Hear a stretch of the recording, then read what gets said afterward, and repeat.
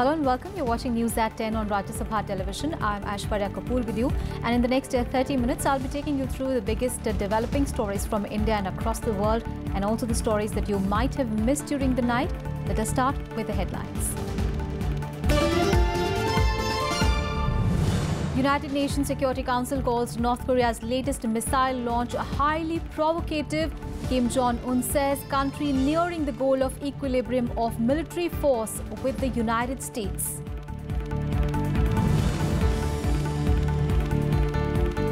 Islamic State claims responsibility for the London attack. 29 people injured after blast at Tube Station.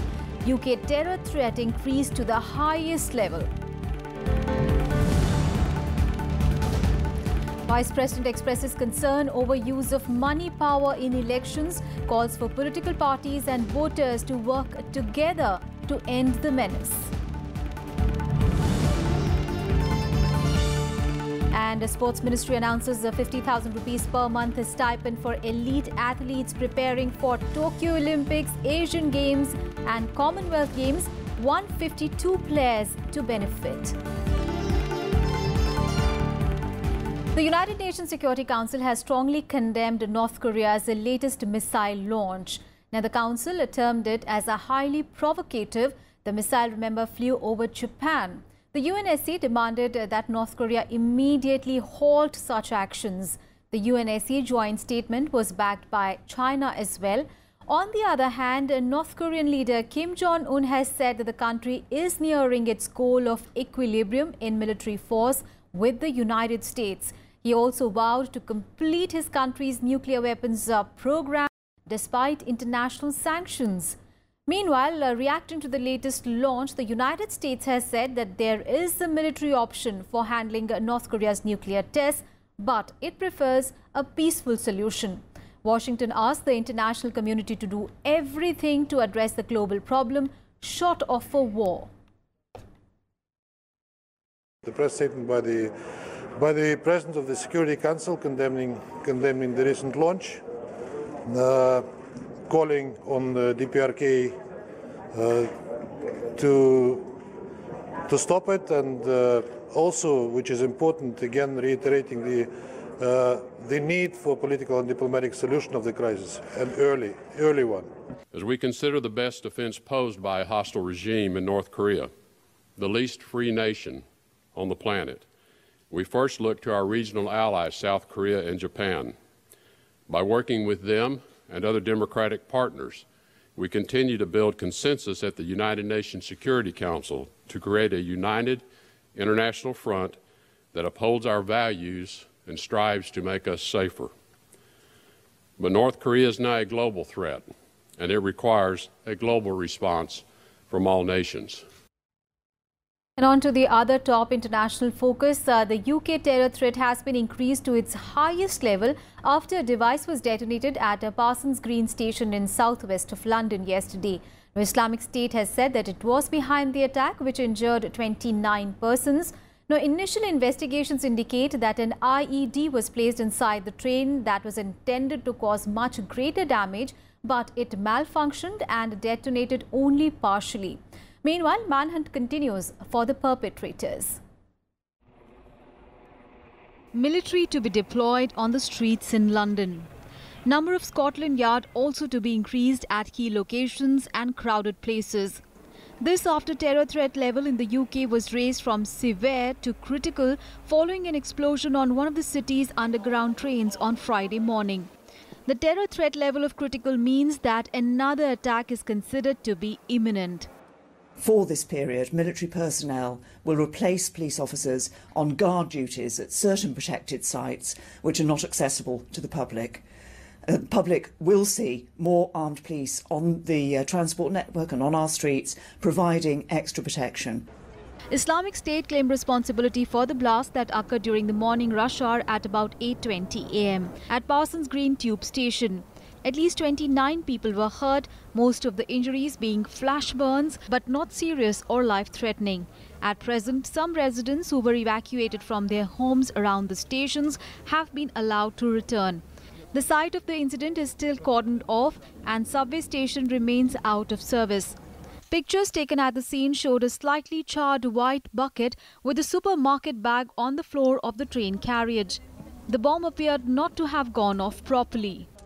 This was a partially functioned IED or improvised explosive device. Something went wrong either in terms of the composition of the device. Normally, if it was IS, they use a preferred explosive called TATP, triacetone triperoxide. So either the mix, the chemical composition of that went wrong, or the detonator wasn't powerful enough to give a boost for this. A major manhunt is underway in London for suspects in what police are calling a terrorist incident. No arrests have been made so far. Hundreds of detectives are working on the inquiry with the support of Britain's domestic intelligence service MI5.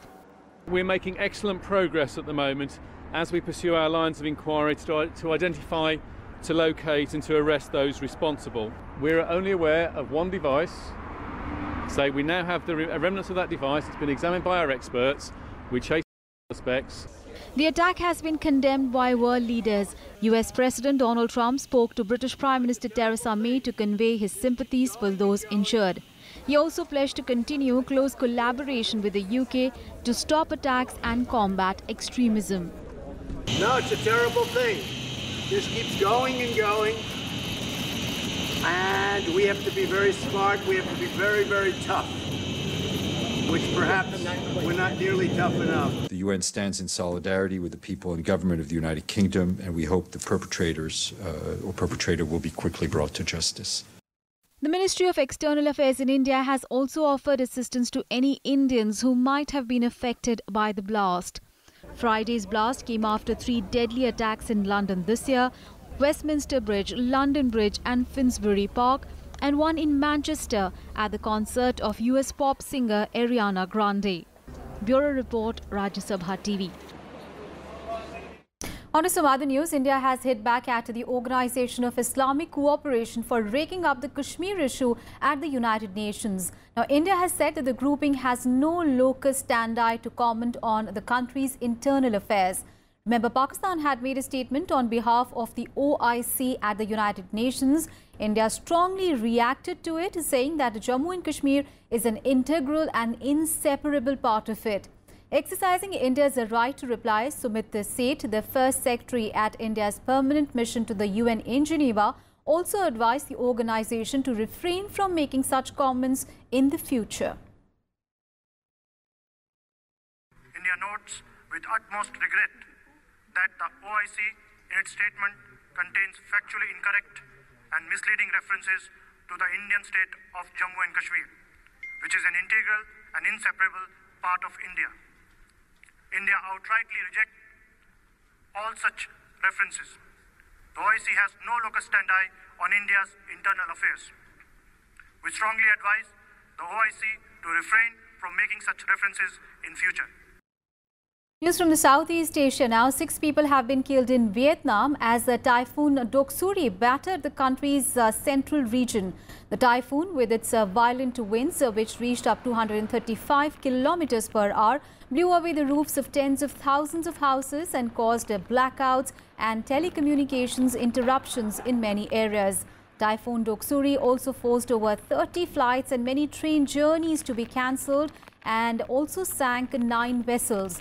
The typhoon made a landfall in Ha Tin province, pounding 6 coastal districts and destroying the roofs of 62,500 houses here, and also caused heavy rains in several other provinces. Ahead of the landfall, nearly 80,000 people had been evacuated from Vietnam's densely populated coastal strip.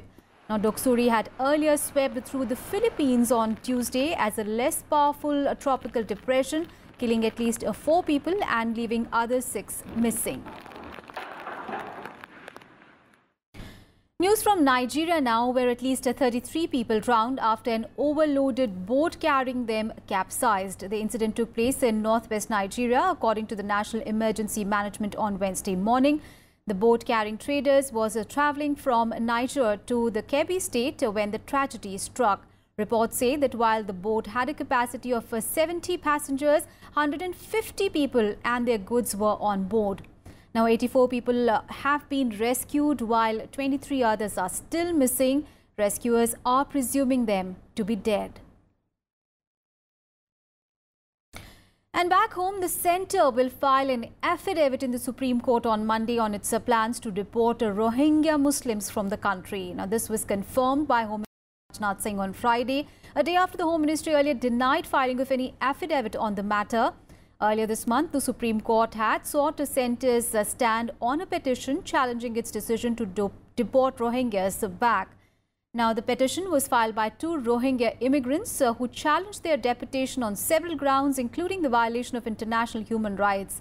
Meanwhile, External Affairs Minister Sushma Swaraj just spoke to Bangladeshi Prime Minister Sheikh Hasina over the phone and assured her of India's full support to Bangladesh's stance over the Rohingya issue. She also spoke about India persuading Myanmar, both bilaterally and multilaterally, to take back their refugees. Rohingya crisis पर राजनीति हो रही है, क्या कहेंगे आप इस पर? अब देखिए, जो भी एफिडेविट फाइल करनी है, हम लोग 18 तारीख को एफिडेविट फाइल करेंगे. Now, the group of ministers set up to look into the technical issues faced by GST network will hold its first meeting in Bengaluru today. The GOM is headed by Bihar Deputy Chief Minister Sushil Kumar Modi. The GST Council, the highest decision-making body of the new goods and services tax regime, had decided to form a 5-member panel to look into the technical glitches facing the GST network. The GOM was constituted on 12th of September. Other members of the GOM are Kerala Finance Minister Thomas Isaac, Chhattisgarh Minister for Commercial Taxes Amar Agarwal, Karnataka Agriculture Minister Krishna Gaura and Telangana Finance Minister Ethela Rajendra. Besides the ministers, Revenue Secretary Hansmukh Adhia, GSTN Chairman Ajay Bhushan Pandey as well as the GSTN CEO Prakash Kumar will attend the meeting. On to some other news now. The government has lifted ban on the export of tuar, urad and moong dal. Now, this step is with the aim to help farmers get remunerative prices. The exports, however, can be made only after taking permission from the Agri-Export Promotion Body, APEDA. At present, only organic pulses and Kabuli chana are allowed to be shipped in a limited quantity. The country's pulses production has touched a record of 22.4 million tons in 2016-17 crop year. Now, this is a spike as against 16.35 million ton in the previous year. Meanwhile, the country's export figures have recorded a double-digit growth of 10.29%. This growth is after a gap of 3 months and it amounts to $23.81 billion in August. Now, according to government data, the spike in exports is mainly due to the rise in shipments of chemicals, petroleum and engineering products. Imports also rose by 21.02% to $35.46 billion in August from $29.3 billion in the year-ago month. The trade deficit widened to $11.64 billion in these months from $7.7 billion in August 2016. Now, this is due to increase in gold imports that rose by about 69%. Aadhaar will soon be linked to one's driver's license. Now, Union Minister Ravi Shankar Prasad said this on Friday. However, he did not give a time frame to link the unique identification numbers with the driver's license. Now, his comment comes even as the Supreme Court is yet to rule on whether Aadhaar violates the privacy, something that it will do in the month of November. Before the ruling on Aadhaar and privacy, the Apex Court took up the issue of whether privacy is a fundamental right and had last month ruled that it is. 125 crore के देश में 118 करोड़ आधार card है. हमने गरीब के 30 crore Jan Dhan account खोले जो bank से थे.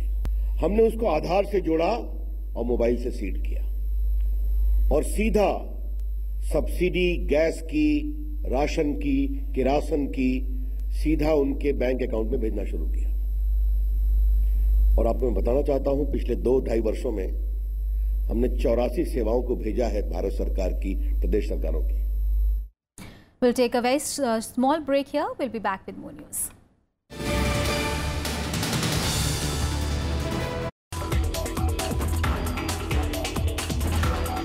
When it comes to research output, Indian institutions are doing very well. They are in the top 50, at least the older in IITs. technologies that one requires to fabricate a chip inside a mobile phone is exactly same as the technologies that you will require to fabricate the sensor for cardiac diagnosis or the sensors for explosive detection. Around that time, around 2005, we started asking the question, can we also do something for the Indian society, something which can make an impact in the society. Watch Eureka with Professor V. Ram Gopal Rao, Director at Indian Institute of Technology, Delhi, only on Rajya Sabha television. Thanks for staying with us. The news from Uttar Pradesh now. President Ramnath Kovind launched the nationwide Swachhta Hi Seva campaign from Ishwariganj village in Kanpur on Friday. Now, Governor Ram Nayak and Chief Minister Yogi Adityanath were also present on the occasion. Now, this fortnight-long campaign will end on 2nd of October on Gandhi Jayanti. यह शपथ लेता हूं कि सार्वजनिक स्वच्छता हेतु मैं अपने आवास, विद्यालय, स्वास्थ्य केंद्र, बस स्टैंड, जलाशय तथा अन्य सार्वजनिक स्थलों को स्वच्छ करूंगा और स्वच्छ रखूंगा. President Ramnath Kovind on Friday launched the fortnight-long Swachhta Hi Seva campaign in Kanpur district of Uttar Pradesh. He appealed to the people to participate wholeheartedly in the mission. गंदगी जो है किसी भी समाज के लिए एक अभिशाप है. इस अभियान में जुड़ रहा हूं. अपने यहाँ शौचालय बनाया है. ये कोई अपने घर की तरक्की नहीं है, प्रदेश की तरक्की नहीं है. ये राष्ट्र निर्माण का एक बहुत बड़ा संकल्प है, बहुत बड़ा काम है. The campaign aims at mobilizing people and reinforcing the Jan Andolan for contribute to Mahatma Gandhi's dream of a clean India. Coordinated by the Ministry of Drinking Water and Sanitation, the initiative will encourage work from volunteers as well. Governor Ram Nayak and Chief Minister Yogi Adityanath were also present at the program. 10 lakh से अधिक शौचालयों का निर्माण इस दौरान प्रदेश के अंदर हुआ. प्रतिदिन जो औसत शौचालयों के निर्माण उत्तरमान में प्रदेश के अंदर चल रहा है, उनकी संख्या 15,000 है. और हम लोगों का लक्ष्य है कि इसकी गति को और बढ़ा करके 31 दिसंबर 2017 तक प्रदेश के अंदर 78 लाख शौचालयों का निर्माण करके हम स्वच्छ भारत मिशन को और तीव्र गति देश के सबसे बड़े राज्य उत्तर प्रदेश के अंदर देंगे. Earlier, the president paid tributes to BJP ideologue Deen Dayal Upadhyay at a park named after him in Lucknow. Bureau Report, Rajya Sabha Television. And Prime Minister Narendra Modi has also urged citizens of the country to devote time to the Swachhta Hi Seva campaign. Now, asking people to work towards building a clean India, the Prime Minister in a said that it would be the best tribute to Mahatma Gandhi. Now, thanking the President for leading and launching the Swachhta Hi Seva movement in Kanpur, the Prime Minister congratulated all those who are taking part in various initiatives.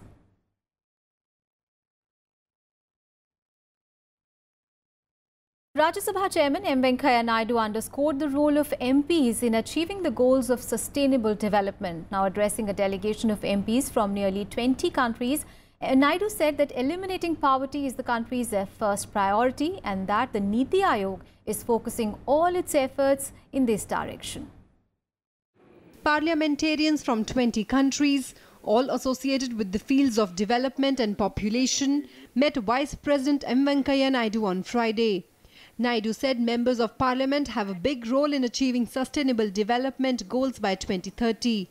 There is a greater responsibility on the parliamentarians to prepare their respective countries mentally, because what is required is not only action by the government, but people's participation. We have decided that the parliamentarians will use their influence with the government, concerned government, and interact with other MPs also, the government and the public also, so that the SDGs are achieved as per schedule.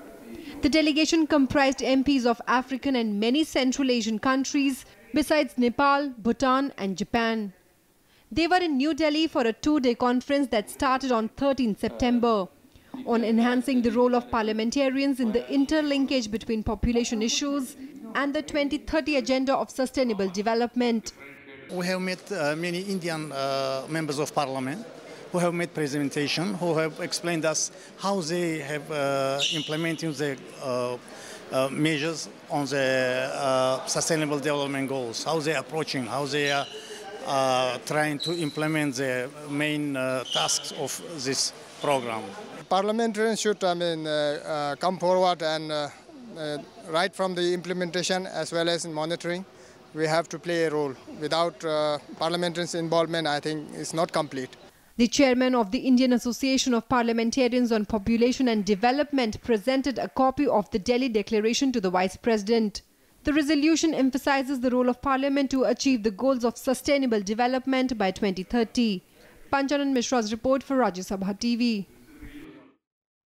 And Vice President M. Venkaiah Naidu has also said that a national effort is needed to further strengthen the country's democratic foundations.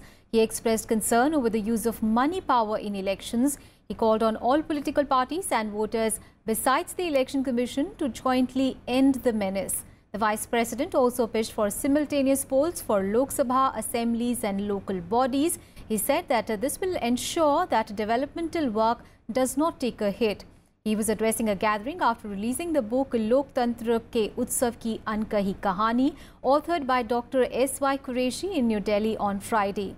And the book is the Hindi translation of former Election Commissioner S.Y. Qureshi's book, An Undocumented Wonder, The Great Indian Election. The Chief Election Commissioner A.K. Jyoti and other dignitaries were also present on the occasion. The voters should choose the candidates who have discipline, dynamism, dedication and devotion. That should be the yardsticks. Politics of caste, politics of community, politics of caste should be totally rejected. These 3 C's should be rejected, and 4 C's, character, caliber, capacity and conduct. They should influence the mind of the voter. In India, continuously election season, continuously election fever. Then focus of attention goes. Then development takes a big hit. This has to be understood by all. That's why this session of simultaneous elections for the parliament and various assemblies and local bodies. Now an update on the game Blue Whale. The Supreme Court has sought the centre's response on the plea of a 73-year-old man from Tamil Nadu seeking a ban on the Blue Whale game. The game has been linked to the death of several children around the world. The Apex Court has sought the assistance of Attorney General K.K. Venugopal in the matter. Now, a bench of Chief Justice Deepak Mishra and Justices A.M. Khanvilkar and D.Y. Chandrachud has sought the centre's response in 3 weeks. Now, in the plea, Advocate N.S. Punaya also sought creating awareness among the public about the online game. According to media reports, at least 200 people have committed suicide after playing the online game. Most of them are young children in the age group of 13 to 15 years. And now an update on Orion International School murder. The Haryana government has agreed to hand over the case to the CBI now.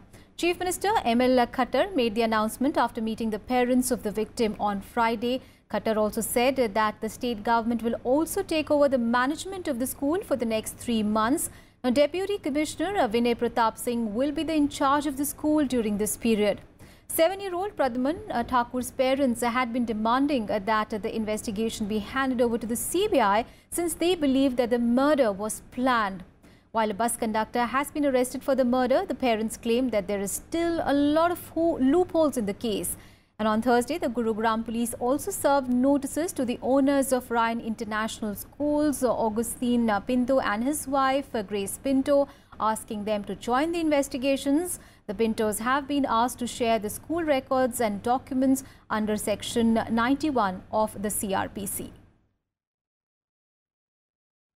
बहुत से नेताओं ने, समाज के बहुत से लोगों ने एक मांग रखी है कि इस केस को सीबीआई को सौंपा जाए। वैसे हरियाणा पुलिस इसमें बहुत अच्छी प्रकार से अपनी सारी इन्वेस्टिगेशन कर रही है, फिर भी इस मांग के आधार के ऊपर इस केस को सीबीआई को जांच के लिए सौंपा जाता है कि स्कूल का ये जो मैनेजमेंट का काम है अभी 3 महीने के लिए इसको टेक ओवर किया जाता है और हमारे डिप्टी कमिश्नर वो अपनी देखरेख में इस स्कूल की जितनी भी कमियां हैं उन व्यवस्थाओं को ठीक कराएंगे और जो जांच है उसमें भी पूरा सहयोग किया जाएगा। News from West Bengal now. 12 Gorkhaland Janmukti Morcha supporters were arrested after they clashed with the police in Kalimpong in Darjeeling on Friday. The clash occurred after GJM supporters attacked a school bus and they ransacked several shops there. Police later baton charged the protesters and arrested them. The GJM supporters were on the streets of Kalimpong trying to enforce the indefinite shutdown on its 93rd day on Friday. The police say that they initially tried to pacify GJM supporters, but they were pelted with stones that left a few personnel also injured. GJM chief Bimal Gurung has asked his party men to intensify the ban. He had said that the shutdown will continue till a tripartite meeting was convened by the central government. News from the AIADMK camp. The Madras High Court has asked the Election Commission to decide on the party symbol of the AIADMK before 31st of October. The poll body had frozen the two-leaf symbol after the two factions of the AIADMK. Both of them staked a claim to it. The court directed the poll body to decide which faction in the ruling party in the state enjoyed the majority and allot the symbol to it. The court said that there was an urgency to decide the matter in view of the local body elections in the state to be completed before 17th of November. The court order came on a petition by an AIADMK member seeking a direction to conduct an election among the party's General Council and Executive Committee and MLAs and MPs totaling 3,100 to decide who enjoyed the majority. The petition was filed after the Palanisamy and Paneer Selvam factions merged, sidelining VK Sasikala and his deputy TTV Dinakaran. On to sports news now. Elite athletes preparing for Tokyo Olympic Games, Asian Games and the Commonwealth Games will now receive a stipend of 50,000 rupees per month to meet their expenses. Now, this comes after the Sports Ministry accepted the recommendations of the OTF or the Olympic Task Force headed by Abhinav Bindra. The government has selected 152 elite athletes under the Target Olympic Podium scheme. Now, all the athletes under this scheme will get a benefit from the decision. The stipend will be paid with effect from 1st of September this year. The Sports Ministry is in touch with all the athletes selected under the TOP scheme to get a training and competition, exposure plan and any further assistance that might be required for the preparations of the prestigious competitions. So we are happy to announce the Ministry of Sports has considered an out-of-pocket allowance for 152 athletes. These are our top athletes, and all the training expenses will be taken care of. All the training programs as is will be taken care of. This is just purely an out-of-pocket allowance so that whatever minor expenditure is happening, they have this money readily available to them and they can focus on their training. News from the badminton court, where PV Sindhu has progressed to the semi-finals of the women's singles at the Korea Open Super Series badminton tournament in Seoul. Olympic silver medalist Sindhu beat world number 19 Minatsu Mithani of Japan in 3 games, 21-19, 16-21, 21-10. Now, Sindhu, who is now the sole Indian left in the tournament, will next face either third seed Sung Ji-hyun or China's He Bingjiao. Meanwhile, in the men's singles tournament, Samir Verma lost to top seed Son Wan of Korea in 3 games, 22-20, 10-21, 13-21 in the quarterfinals. And in tennis, India has taken over 1-0 lead over Canada in the World Group playoffs in the Davis Cup. In the opening matches, Indian player Ramkumar Ramanathan defeated debutant Brende Schnoor with a 5-7, 7-6, 7-5, 7-5 win. The Indian team is making its 4th straight attempt to make it to the elite 16-nation world group, having lost in the last 3 years to Serbia in 2014, Czech Republic in 2015 and Spain in 2016 in the playoffs. That's all in this news bulletin. Thanks for watching.